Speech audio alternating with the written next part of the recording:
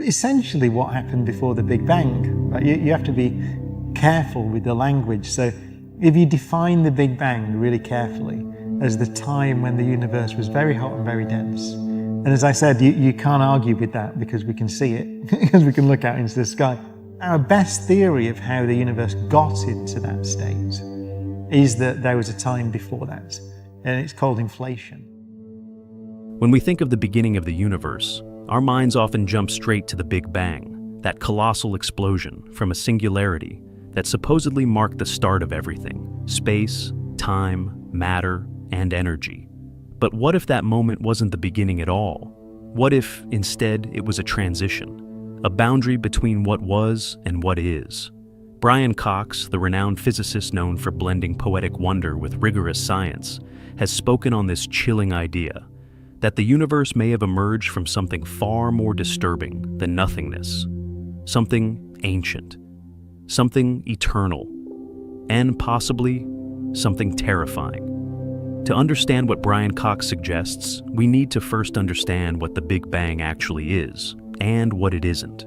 Contrary to popular belief, the Big Bang wasn't an explosion in space. It was an expansion of space itself.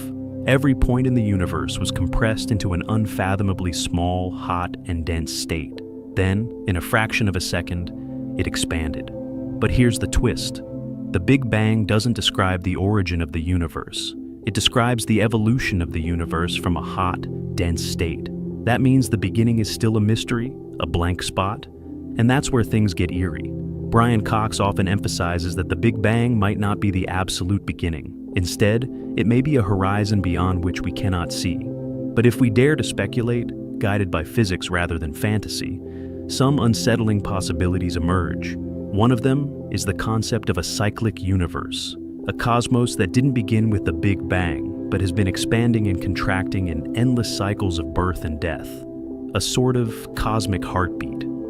That would mean our universe could be just the latest version in a potentially infinite sequence, each one crushing down into a singularity only to explode outward again. Now, here's where it gets unsettling. In this model, the conditions before the Big Bang were not empty. They were filled with a decaying, collapsing universe, a ghostly mirror of our own. And if that's the case, everything we are, everything we experience, might be an echo of something that already happened, perhaps countless times before. The laws of physics could be recycled. The constants of nature might remain fixed, but the details, the stars, the galaxies, the civilizations, could be different every time. Or, disturbingly, they might repeat an eerie similarity. But there's another possibility. Brian Cox has referenced the idea of the multiverse, the notion that our universe is just one bubble in a vast cosmic foam of universes. In some versions of this theory, particularly those linked to eternal inflation, universes are constantly being born in a sea of quantum chaos. That means the Big Bang was not the beginning of everything, just the beginning of our universe's local chapter. Before it, a roiling, eternal inflation field, birthing infinite universes, each with their own laws and constants. And what's terrifying about that? It's the realization that there may be no ultimate origin, no singular cause, just an endless fractal of universes spinning off each other forever. In such a reality, meaning itself becomes elusive. Our universe, our lives, might be nothing more than a flicker in a chaotic quantum storm, a cosmic accident with no purpose, no direction, and no end. Even more disturbing are the quantum gravity models that suggest time itself may be emergent. That is, time, as we understand it, didn't exist before the Big Bang. In fact, before might be a meaningless concept. Brian Cox often highlights this strange consequence. If time is a property that began with the Big Bang, then there is no before. Just like there's no place north of the North Pole, there might be no time prior to the Big Bang. But if that's true, where did the Big Bang come from? How did it happen without time to allow it? One idea comes from loop quantum cosmology, a theory that attempts to unify quantum mechanics and general relativity. In this framework, the universe doesn't emerge from a singularity. Instead, it undergoes a bounce. Before the Big Bang, there was a contracting universe which compressed down to a smallest possible volume, never reaching infinite density, and then rebounded into expansion. The implication is that the Big Bang was not a beginning, but a transition point between contraction and expansion. If true, then we must ask, what was that prior universe like? Was it similar to ours? Was it filled with stars, galaxies, and life?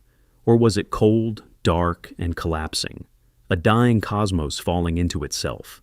And here lies the truly haunting possibility. If the laws of physics remain constant across cycles, and if quantum information is never truly destroyed, then echoes of previous universes might be imprinted in our own. Subtle clues buried in the cosmic microwave background radiation. Patterns that shouldn't be there. Maybe even scars from collisions with other universes. In fact, some physicists have claimed to detect circular anomalies in the background radiation, spots where the smoothness of the cosmos is broken. Could these be bruises from a previous existence? The notion that we live in a universe that has died and been reborn countless times isn't just unsettling, it's humbling.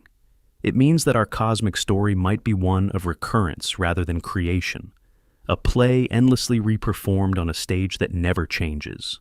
Brian Cox has remarked that this cyclical model forces us to confront the ultimate insignificance of beginnings and endings.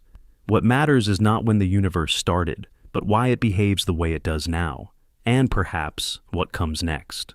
But let's go deeper. What if the pre-Big Bang state was something even more alien? Some physicists, inspired by string theory and M theory, suggest that our universe could have been created from the collision of higher dimensional objects called brains. In this scenario, our entire universe exists on a three-dimensional membrane floating in a higher dimensional space. Occasionally, two brains collide, releasing massive amounts of energy and causing a new universe to be born. The Big Bang in this model is just the moment of impact. Before that, two vast sheets of reality drifted in an eternal void. Their convergence wasn't random, it was inevitable, and terrifyingly, it might happen again. Then there's the possibility that before the Big Bang, the universe existed in a radically different form. Some physicists have proposed a pre-geometric phase, a state where space and time, as we understand them, didn't exist. Instead, what existed was pure information, a tangled network of quantum relationships without direction, distance, or duration. No past, no future, no space to move through, and no time to mark movement. It's not that there was something before the Big Bang in the traditional sense, it's that the Big Bang was a transformation, a cosmic phase change. Just as water freezes into ice under the right conditions, space and time may have crystallized out of something more fundamental. This line of thinking suggests that the Big Bang wasn't the start of matter, but the beginning of structure, an emergent phenomenon, like patterns forming on a frosted window. But if time and space can emerge, then the idea of a before becomes meaningless. Yet, it leaves one unavoidable conclusion. Something must have existed. Something outside our notions of beginnings and endings. Perhaps it was a timeless mathematical system, a sea of probabilities, a strange, silent framework waiting for complexity to ignite. This is where things become not just strange, but deeply unsettling. If the fundamental layer of reality isn't physical, but mathematical, pure logic and code, then what we experience as real may just be an illusion arising from patterns and information. We're not living in a solid universe of substance, but in a delicate, ever-evolving arrangement of values. And those patterns don't care about meaning, purpose, or direction. They simply follow rules. That's the terror. Not destruction or chaos, but indifference.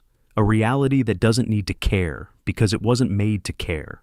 Brian Cox often points out that our understanding of the cosmos is limited by our senses, by our perception, by the short lifespans of human thought.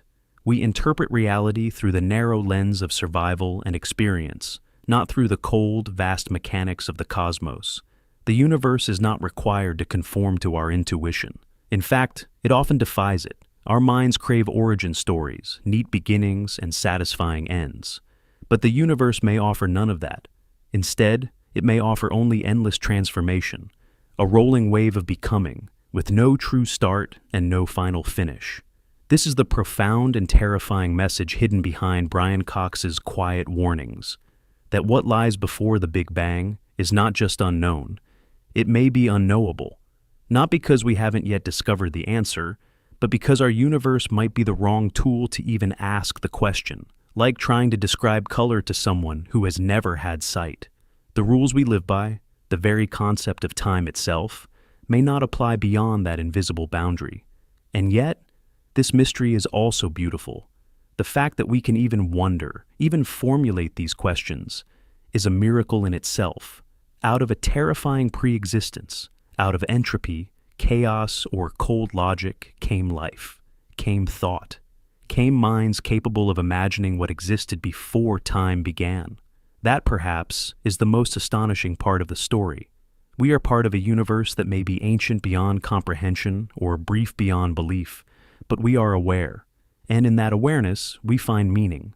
Whether the cosmos before the Big Bang was a dying universe collapsing in on itself, a silent brain sliding through higher dimensions, or a timeless ocean of information and probability, one thing is clear: it's far stranger than we ever imagined, and perhaps far more terrifying. Not because of monsters or violence, but because it reminds us how small we are, how fragile, how fleeting. But maybe that's not a reason to fear. Maybe it's a reason to wonder, to explore, to keep asking. Because every layer we peel back reveals a deeper mystery, and with it, a deeper connection to the cosmos we call home.